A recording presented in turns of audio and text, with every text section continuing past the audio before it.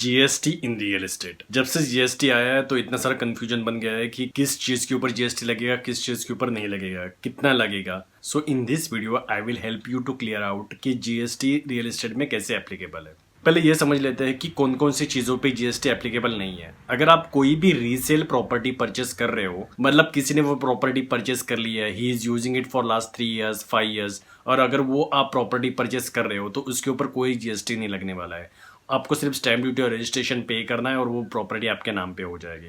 At the same time कोई भी ready to move property है, मतलब बिल्डर ने पूरा का पूरा कंस्ट्रक्शन कंप्लीट कर लिया है, उसको सीसी और ओसी भी आ गया है, तो सीसी और ओसी आने के बाद अगर वो कोई फ्लैट बेच रहा है और आप वो परचेस कर रहे हो तो इस सिनारियो में भी आपको कोई जीएसटी नहीं लगने वाला है। ऑल्सो अगर आप कोई भी प्लॉट और लैंड परचेस कर रहे हो तो उसके ऊपर आपको कोई भी जीएसटी पे नहीं करना है। नाउ लेट्स अंडरस्टैंड कि कौन सी प्रॉपर्टीज है जिसके ऊपर जीएसटी पे करना है और कितना। जो भी अंडर कंस्ट्रक्शन प्रॉपर्टीज है इसके ऊपर आपको जीएसटी पे करना है। अंडर कंस्ट्रक्शन मतलब जिसका काम चालू है और बिल्डर ने प्रॉमिस किया है कि 1 साल 2 साल में आपको वो प्रॉपर्टी बना के वो दे देगा, तो अगर ऐसी प्रॉपर्टीज आप परचेस कर लेते हो तो आपको जीएसटी पे करना पड़ेगा। सो लेट्स अंडरस्टैंड कि जीएसटी कब से एप्लीकेबल है। ये जीएसटी 1 जुलाई 2017 से एप्लीकेबल है। तो अगर आपने उसके पहले प्रॉपर्टी परचेस किया हुआ है तो जो भी पेमेंट आपने 1 जुलाई 2017 के पहले किया हुआ है तो उस पेमेंट के ऊपर जीएसटी नहीं लगेगा। उस पेमेंट के ऊपर सर्विस टैक्स और वैट लगेगा, विच इज अराउंड 5.5% और वैट अराउंड 4.5%।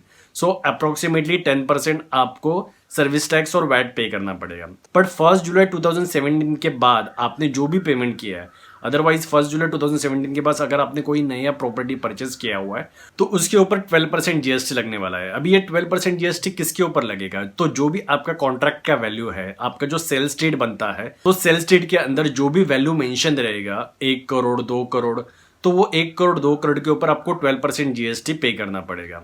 बट ऑल्सो आपने प्रधानमंत्री आवास योजना के बारे में सुना होगा, अफोर्डेबल हाउसिंग स्कीम्स। तो ये अफोर्डेबल हाउसिंग स्कीम्स है जिसके ऊपर आपको होम लोन के ऊपर रिबेट भी मिलता है। तो ऐसे स्कीम्स में अगर आप इन्वेस्ट कर रहे हो तो उसके अंदर आपको सिर्फ 8% जीएसटी पे करना पड़ेगा। एट द सेम टाइम बहुत सारे लोगों को ये भी कंफ्यूजन है कि जो उनका जो रेंटल इनकम है क्या उसके ऊपर जीएसटी लगेगा। तो अगर रेसिडेंशियल प्रॉपर्टी से अगर आपको कोई रेंटल इनकम आ रहा है तो उसके ऊपर कोई भी जीएसटी नहीं है। पर हाँ, अगर आपको कमर्शियल प्रॉपर्टी से कोई रेंटल इनकम आ रहा है और अगर वो 20 लाख से भी ज्यादा है तो उसके ऊपर आपको 18% से जीएसटी पे करना पड़ेगा। सो ओवरऑल मोस्टली जो भी जीएसटी आपको पे करना पड़ रहा है वो अंडर कंस्ट्रक्शन प्रॉपर्टी के ऊपर पे करना पड़ रहा है। तो अगर आप कोई भी अंडर कंस्ट्रक्शन प्रॉपर्टी बुक कर रहे हो तो उसके ऊपर अगर वो नॉर्मल प्रॉपर्टी है तो 12%, अगर वो अफोर्डेबल हाउसिंग स्कीम्स के अंदर आती है तो आपको 8% जीएसटी पे करना है। So I hope I help you understand about GST in real estate.